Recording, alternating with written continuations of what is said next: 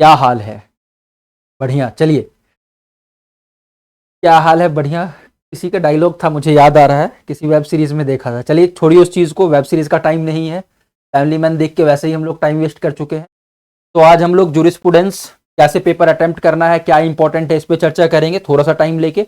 अगर इसके बाद भी आपको कोई डाउट रह जाता है तो आप लोग कमेंट बॉक्स में पूछ सकते हैं। उसके अलावा मेजर ऑफ लोगों के पास नंबर है मेरा, तो आप लोग मैसेज कर सकते हैं। ज़्यादा समय नहीं लेता हूं, मैं सीधा आता हूं कंटेंट पे। ठीक है, तो आप लोगों का पहला एग्जाम क्या होने वाला है? पहला एग्जाम आप लोगों का रहने वाला है जूरिस का। ठीक है, जूरिस का एग्जाम आप लोग देने वाले हैं। तो आपका अपडेटेड सिलेबस है, नया सिलेबस है, उसके हिसाब से।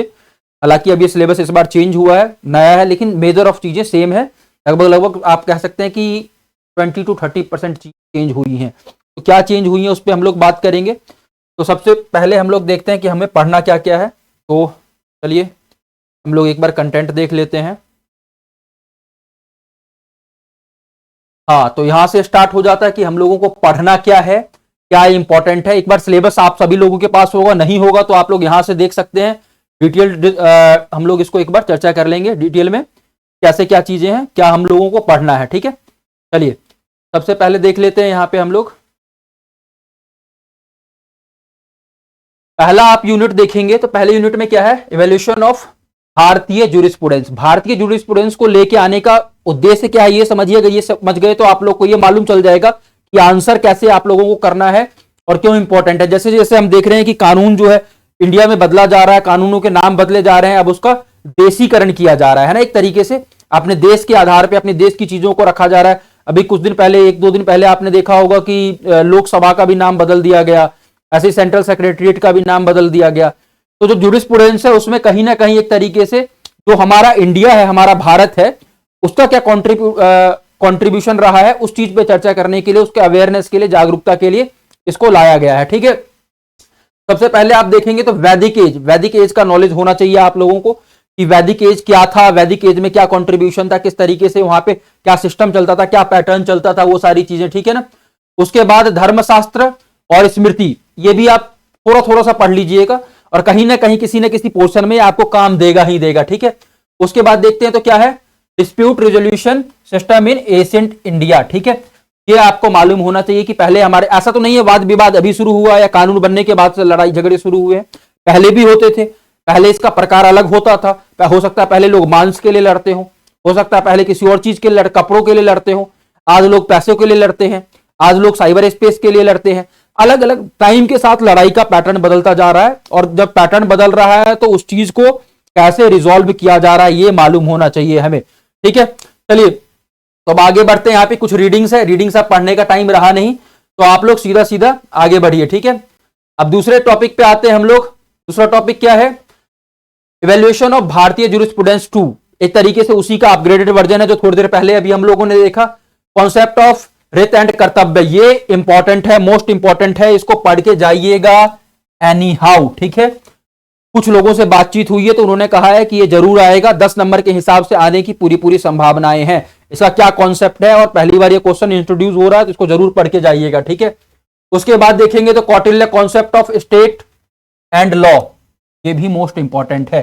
ठीक है, इसको भी बहुत अच्छे से पढ़ के जाइएगा। ठीक है ना, ये बहुत ज्यादा इंपॉर्टेंट है। ठीक है, idea of state and law in Ramrajya उतना इंपॉर्टेंट नहीं है, लेकिन 5 नंबर के हिसाब से पूछ सकता है, लेकिन उतना मेजर, उतना बड़ा टॉपिक नहीं है कि आपसे पूछ लेगा। लेकिन तुलसी को हम लोग पढ़ते हैं या और भी चीजें पढ़ते हैं तो उसमें रामराज्य की क्या परिकल्पना है वो सारी चीजें बताई गई हैं। तो एक दो अगर आप लोगों को दोहा याद हो, चौपाई याद हो, तो सोने पे सुहागा हो जाएगा। ठीक है, चलिए अब आगे बढ़ते हैं फिर हम लोग।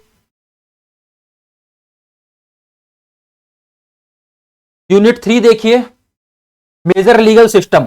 मेजर लीगल सिस्टम की जब हम लोग बात करते हैं तो कॉमन लॉ लीगल सिस्टम आ जाता है, सिविल लॉ लीगल सिस्टम आ जाता है, हाइब्रिड लीगल सिस्टम है, Islamic and socialist legal system है, और उसके बाद क्या है? Legal system in ancient India. इसमें से इंपॉर्टेंट क्या है आप लोग सोच रहे होंगे? Islamic and social legal system जरूर पढ़ के जाइएगा, इंपॉर्टेंट है। Legal system in ancient India पहले 2 यूनिट में आप लोग पढ़ चुके हैं, 3 बार एक तरीके से क्वेश्चन आया तो कहीं ना कहीं इस क्वेश्चन के फंसने के चांस है, तो ये आप लोगों का पढ़ा हुआ होना चाहिए। ठीक है, उसके बाद हाइब्रिड लीगल सिस्टम उतना इंपॉर्टेंट नहीं है, कॉमन लॉ। ठीक है, कॉमन लॉ लीगल सिस्टम भी आप लोग पढ़ के जाइएगा, और 10 नंबर से ऊपर पूछे जाने की संभावना नहीं है यहां से, इसमें आप लोगों को कोई डाउट नहीं होना चाहिए। चलिए तो अब आगे बढ़ते हैं।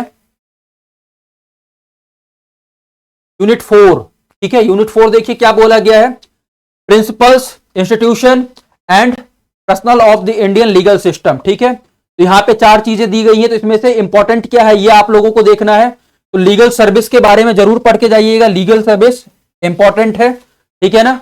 Hierarchy of courts and jurisdiction, ये भी इंपॉर्टेंट है। उसके अलावा बाकी दोनों को मैं छोड़ सकता हूं, ठीक है, preamble of the Indian constitution, इसको छोड़ सकता हूं, बहुत बार ये क्वेश्चन पूछा जा चुका है, और आगे जब कॉन्स्टिट्यूशन पढ़ेंगे तो वहां पे भी कहीं ना कहीं से क्वेश्चन आएंगे, यहां पे आप इसको छोड़ सकते हैं, ठीक है ना। चलिए अब हम लोग आगे बढ़ते हैं फिर से। यूनिट 5 देखिए, यूनिट 5 जब हम लोग देख रहे हैं तो source of law, source of law आपको अच्छे से मालूम होना चाहिए, ठीक है।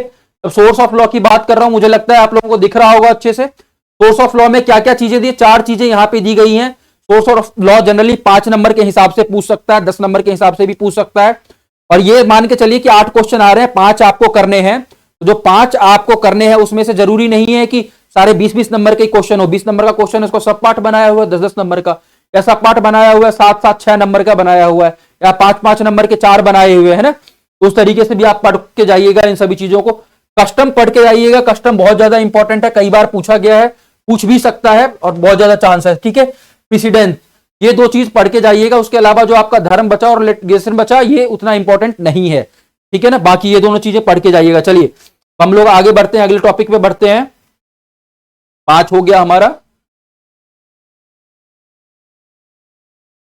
आ जाते हैं western school of thoughts. Western school of thoughts की हम लोग बात करते हैं, तो यहां पे देखिए आप क्या क्या चीजें हैं, यहां पे आप देखेंगे तो सबसे इंपॉर्टेंट क्या है आपका, जॉन ऑस्टिन, एचएलए हार्ट और हैंस क्लासन। इसमें से कुछ आपके सिलेबस में से हट भी गया है, ठीक है। तो एक बार आप इस चीज को देख लीजिएगा कि आपके सिलेबस में से करंटली क्या हटा है, ये आपको जरूर मालूम होना चाहिए, ठीक है ना।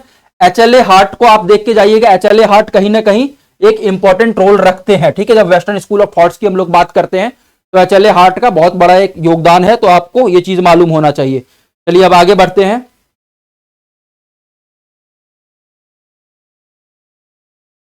वेस्टर्न स्कूल ऑफ थॉट्स की हम लोग बात करते हैं, ये उसी का एक तरीके से आगे बढ़ा हुआ चीज है। तो 7G इसमें बहुत इंपॉर्टेंट है, 7G को देख लीजिएगा आप लोग, ठीक है।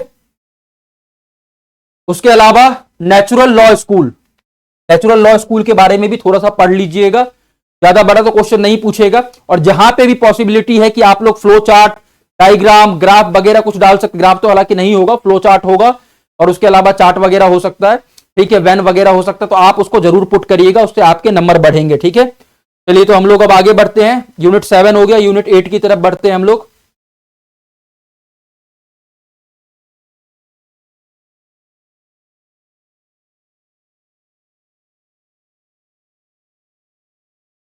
यूनिट 8 नहीं है अब आपके में, है ना। तो कुल मिला के इतने क्वेश्चन है, ये आप इसको अच्छे से देख लीजिएगा। और यहाँ पे एक एनालिसिस है, ठीक है ना, जो पिछले साल जो क्वेश्चन पूछे गए हैं उसके बेसिस पे एनालिसिस तैयार किया गया है। तो आपको ये जरूर मालूम होना चाहिए कि कितना क्वेश्चन कहां से क्या पूछा गया है, किस क्वेश्चन का ज्यादा रोल है, ठीक है। तो यहाँ पे हम लोग देखते हैं भारतीय जुरिस्प्रूडेंस, जो इस बार न्यूली एडेड है, ठीक है, बहुत अभी हाल फिलहाल में इसको ऐड किया गया, अगर आप लोग ध्यान से देखेंगे तो, ठीक है। इसको आप लोग जरूर पढ़ के जाइएगा, ये 20 मार्क्स का क्वेश्चन इससे बनेगा। या तो कौटिल्य के अर्थशास्त्र से पूछ दे, ठीक है, या रामायण के कॉन्सेप्ट को लेके पूछ दे, मतलब 2 क्वेश्चन को मिक्स करके पूछेगा, लेकिन पूछेगा जरूर, नित्य कर्तव्य को मिला के पूछ दे, ये बहुत इंपॉर्टेंट है, इसको बहुत अच्छे से पढ़ के जाइएगा, ठीक है। उसके बाद जब दूसरा मैं देखता हूं तो उसमें स्मृति एंड श्रुतिस की बात करते हैं हम लोग, तो ये 5 नंबर के हिसाब से, 10 नंबर के हिसाब से करके जाइएगा। इन 2 को किसी कीमत पे मत छोड़िएगा, नए टॉपिक हैं, पुराने क्वेश्चन पूछ पूछ के वो लोग भी उब चुके हैं, नया क्वेश्चन 100% पूछा जाएगा। चलिए अब आगे बढ़ते हैं। तो उसके बाद देखिए आगे यहां पे देखेंगे जुडिशियल प्रेसिडेंट, इसको पिछले बार 6 बार पूछा गया है, ठीक है ना, 2017 से लेके 2024 तक 6 बार पूछा गया है, तो एक तरीके से ये भी इंपॉर्टेंट हो जाता है आपका, ठीक है ना।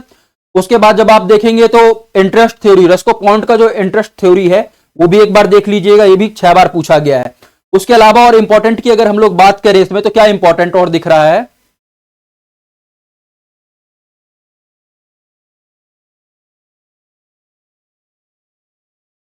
और इंपॉर्टेंट की अगर हम लोग बात करें तो major legal system of world and its impact on India, मतलब जो वर्ल्ड में जितने भी मेजर लीगल सिस्टम है उसका इंपैक्ट इंडिया पे किस तरीके से आ रहा है, कहीं ना कहीं इंडिया के साथ उसका क्या रिलेशन रहा है, कैसे चीजें कनेक्टेड है आपस में, ये भी पढ़ लीजिएगा, ये भी बहुत इंपॉर्टेंट है। मेथड्स की जब मैं बात करता हूं तो उतना इंपॉर्टेंट नहीं है, छोड़ सकते हैं। इंटरप्रिटेशन ऑफ स्टैट्यूट अभी छोड़ सकते हैं, आगे आपसे फोर्थ सेमेस्टर में, फिफ्थ सेमेस्टर में ये चीजें पूछी जाएंगी, तो वहां के लिए क्वेश्चन रख लेते हैं प्रोफेसर वगैरह, यहां पे उतना ज्यादा नहीं पूछा जाता है, उतना इंपॉर्टेंट भी नहीं है, अभी इसको छोड़ सकते हैं, ठीक है। उसके बाद आप देखते हैं सेपरेशन ऑफ पावर, ठीक है, ये जरूर अच्छे से पढ़ लीजिएगा। सेपरेशन ऑफ पावर को जरूर अच्छे से देख लीजिएगा, ये क्वेश्चन लगभग कॉन्स्टिट्यूशन लॉ में यहां पे और 2-3 जगह और भी पूछा जाता है, बहुत इंपॉर्टेंट क्वेश्चन है। देखिए इसकी फ्रीक्वेंसी भी 6 बार है, 20 नंबर के हिसाब से भी, 10 नंबर के हिसाब से भी आया है ना, और लगभग हर बार आया है, तो इसको आप अच्छे से पढ़ लीजिएगा, ठीक है।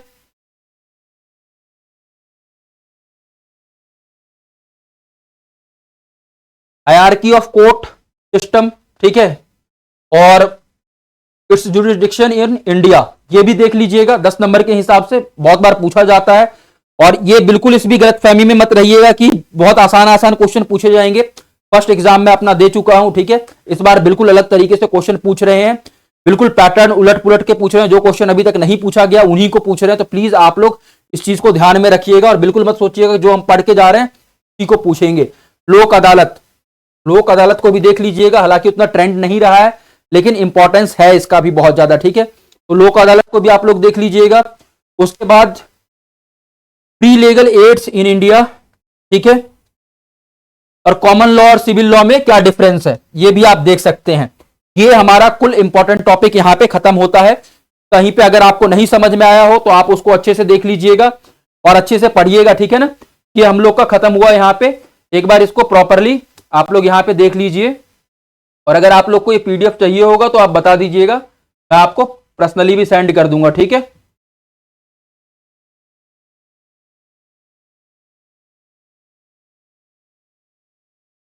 तो इसको हम लोग देख लेते हैं, एक स्क्रीन पे मैं एक बार कर देता हूं, देखिए अब आप लोग इसको देख पा रहे होंगे, मैं साइड हो जाता हूं, चलिए यहाँ पे स्क्रीन पे आपको प्रॉपर तरीके से दिख रहा होगा, आप इसका स्क्रीनशॉट ले लीजिए। कुछ इशू है, अगर आपको पीडीएफ चाहिए तो ये भी मैं भेज दूंगा, अच्छे से पढ़िए, आंसर लिखिए, कोई भी क्वेश्चन छोड़ के मत आइएगा, कोई भी क्वेश्चन छोड़ते हैं तो कहीं ना कहीं उसका नेगेटिव इंपैक्ट जाता है। जो क्वेश्चन आता है उसको अच्छे से करिए, डायग्राम चार्ट वगैरह सब कुछ यूज करिए, और यहाँ पे क्वेश्चन फ्रीक्वेंसी दे रखा है, ठीक है, यहाँ पे हम लोग देख लेते हैं। आपको ये क्वेश्चन बिल्कुल अच्छे से करना ही करना है किसी भी कीमत पे, ठीक है। इसमें क्या क्या पूछा गया है, भारतीय जूरिस्प्रूडेंस में क्या क्या पूछा जाएगा, रत हो गया, कर्तव्य हो गया, फिर चाणक्य के बारे में, चाणक्य से जुड़ा हुआ पूछ लेगा, रामराज का कॉन्सेप्ट पूछ लेगा, ये सब आपको मालूम होना चाहिए, ठीक है। उसके बाद हम लोग आगे बढ़ते हैं, तो कहीं ना कहीं और इंपॉर्टेंट चीजें क्या है, सेपरेशन ऑफ पावर, इसको भी अच्छे से देख लीजिएगा, ठीक है। उसके बाद जुडिशियल प्रेसिडेंट्स, इसको अच्छे से देख लीजिएगा, कस्टम वगैरह के बारे में पूछ लेता है, पहला दूसरा एक दूसरे से जुड़ा हुआ है, ठीक है ना, 20 नंबर के हिसाब से देख के जाइएगा। लोक अदालत बहुत अच्छे से देख के जाइएगा। उसके अलावा free legal aid in India अच्छे से देख के जाइएगा। Difference between common law and civil law अच्छे से देख के जाइएगा।